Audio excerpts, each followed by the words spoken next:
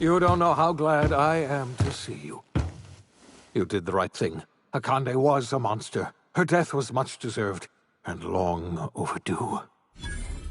And you lunatic! You broke into the board's own fortress just to rescue one doddering old man!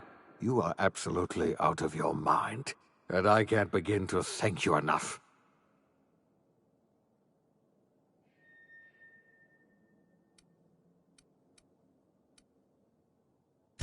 I'm all right, thanks to you. Akande wanted my cooperation. I'm quite sure she would have beaten it out of me if you hadn't arrived. You've broken the board's stranglehold on this colony, and you saved my life. But there's still so much we have yet. You and I are going to have to work harder than ever to save Halcyon. I'm afraid the situation is far worse than any of us ever anticipated.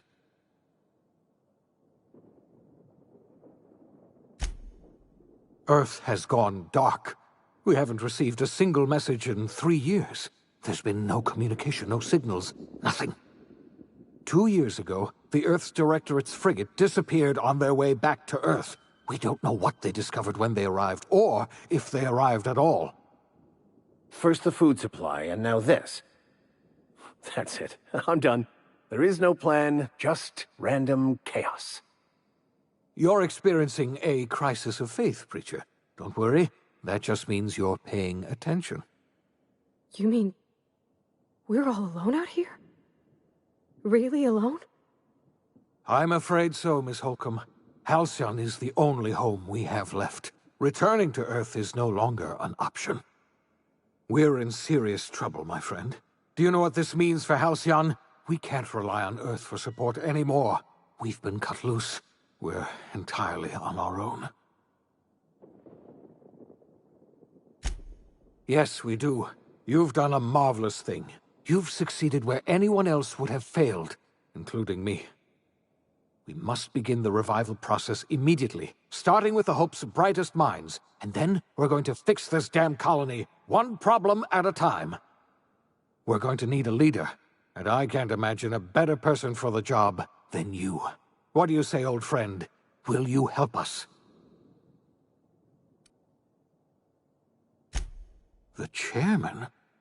I don't know why you let that heartless creature live, but I'll have to trust your judgment. You're the best thing to ever happen to Halcyon. If you want to take it upon yourself to lead this colony, you have my support. We're not a colony any longer, are we? Our last connection to Earth has been severed, and so we have been set free. Our future is uncertain, and no one knows what tomorrow holds. Exciting, isn't it?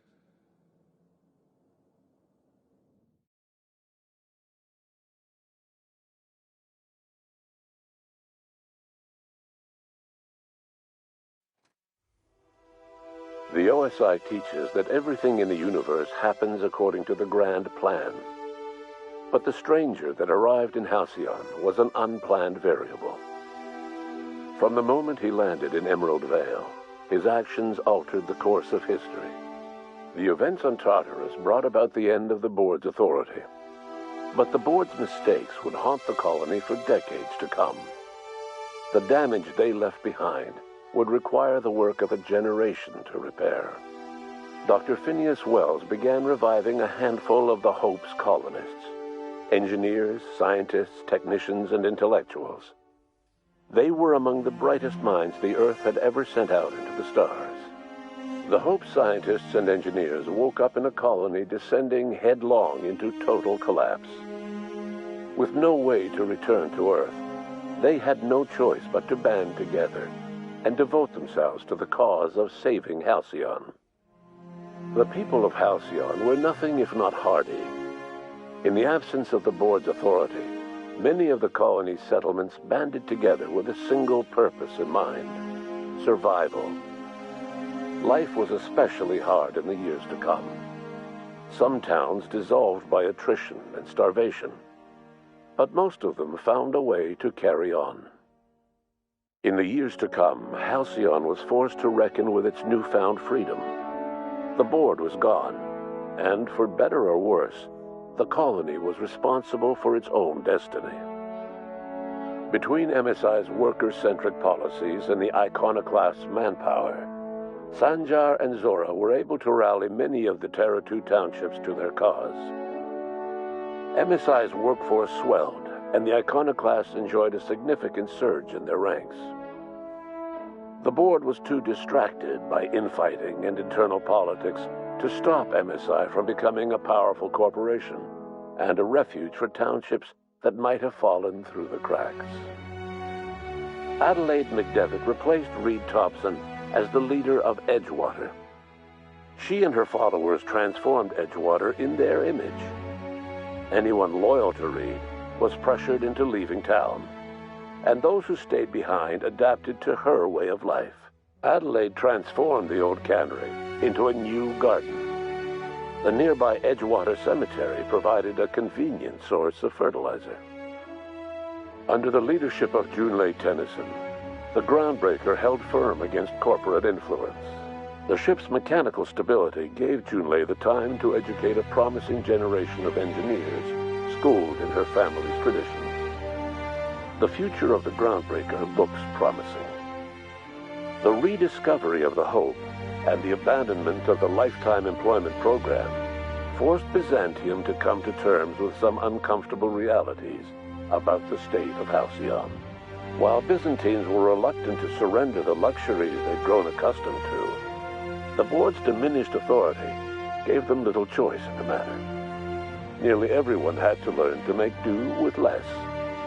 Some even had to get jobs. It was a dark time indeed. Life in Halcyon was sobering for Felix Millstone. The grand revolution he dreamed of never came. There was no great awakening for the colony, no celebrations in the streets. There was only the hard, desperate work of trying to repair a broken colony. Felix never had a head for numbers, but if there was labor to be done, he was there to help. Eventually, Felix realized that the work of a revolution was done with two hands. After all he'd seen and heard adventuring with you, the vicar Maximilian de Soto renounced his faith and joined the effort to rebuild the colony. Ironically, he finally found the joy that had eluded him over the course of his life, and realized that perhaps he was always meant to be just a simple laborer after all. He quickly dismissed the idea. Once the matter with the Hope colonists was resolved, Junlei bashfully asked Parvati if she'd like to join her permanently on the Groundbreaker, and Parvati enthusiastically, if somewhat awkwardly, agreed. The stories of her adventures spread across the colony, and Parvati soon found herself the center of attention. Having served as the engineer of a renowned spacecraft, tramp freighters and wildcat miners sought her out by name. And in no time, she was a fixture in the Groundbreaker's mechanical ecosystem. She and Junlei were never far apart. As hard as she tried to drink them away, Nyoka's memories eventually overcame her. Traveling with the crew served as a constant reminder of the family she'd lost, and so she eventually returned to Monarch to get back to what she found most comfortable: the deep end of a bottle and the far end of a trail. Few have seen her since, but travelers often swear they hear her and her machine gun in the night, screaming swears and spitting bullets. The SAM unit that accompanied you spread awareness of the product line's superior sanitation and maintenance capabilities across what was left of the colony. This led to a boost in SAM unit sales. Did you know that SAM units are the longest-lasting, toughest-acting cleaning solution in Halcyon? Minister Clark was released from house arrest, and his contact with you gave him a sense of renewed purpose and vigor. Once it became clear that no help would be coming from Earth, he threw his considerable efforts and talents into helping Halcyon manage the crisis before it. As for Dr. Phineas Wells, he spent his remaining years in his orbital lab. He eventually came to terms with his own past, and was able to forgive the mistakes of his younger self by devoting his remaining years to serving the colony. Dr. Wells was able to revive many more scientists and engineers than he first expected, thanks to the additional batch of chemicals you stole from the Ministry. Wells never forgot about the human lives that were lost in acquiring these chemicals. In the end, Dr. Wells was able to save every scientist and engineer aboard the Hope. Over the next decade, nearly all of the Hope's remaining colonists were successfully revived. Halcyon saw a period of rapid technological and scientific advancement. Breakthroughs in dietary supplements saved the colony from starvation. Geoengineering projects and social reforms began to change the structure and character of the colony. Dr. Wells laid the groundwork for the project to save the colony, but he would never live to see the fruits of his labor. He passed away a few years later. His work was carried on by the scientists and engineers he revived. Today, Halcyon has stabilized. The people of the colony work hard to adapt to their new circumstances. Nearby colonies send aid and supplies. Life will never be easy in Halcyon, but for the first time in its history, there exists a sense of real, genuine hope about the future. And what about you, the unplanned variable in the history of Halcyon? You brought an end to the riot on Tartarus and partnered with Chairman Rockwell to run the colony together. As Halcyon looked toward the future, you remained a constant presence in the colony's administration. You were never weighed down by bureaucracy, and you never had to dirty your hands with politics. You had people who did that for you. By your influence, Halcyon survived the turbulent years that were to follow.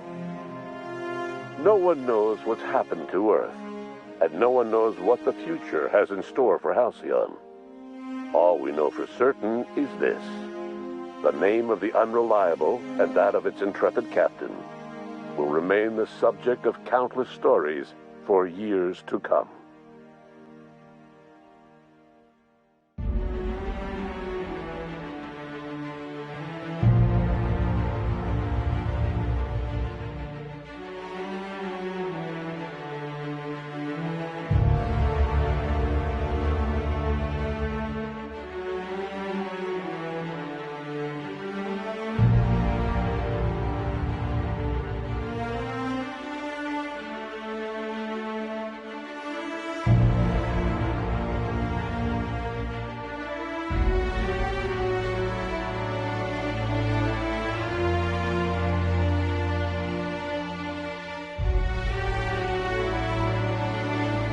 I hope you all enjoyed the ending emoji grinning face.